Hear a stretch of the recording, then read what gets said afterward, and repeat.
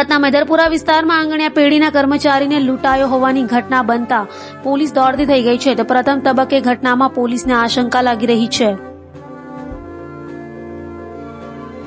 સુરતમાં ફરી લૂંટની ઘટના બની હોવાનું સામે આવ્યું છે. સુરતના મેદરપુરા હીરા બજાર ખાતેથી પસાર થતા આંગણિયા પેઢીના કર્મચારી પાસેથી 88 લાખ રૂપિયા લૂંટાયા હતા. બાઇક પર આવેલા અજાણ્યા ઇસમોએ આંગણિયા પેઢીના કર્મચારીને લમણે બંદૂક મૂકી કર્મચારીનું અપહરણ કર્યું હતું અને કામરેજ નજીક લઈ જઈ રૂપિયા લઈ આંગણિયા પેઢીના કર્મચારીને ઉતારી ભાગી છૂટ્યા હતા. હાલ તો આ ઘટનાની જાણ થતા પોલીસ દોડતી થઈ ગઈ હતી. તો પ્રથમ તબક્કે આ ઘટનામાં પોલીસને આશંકા લાગી રહી છે.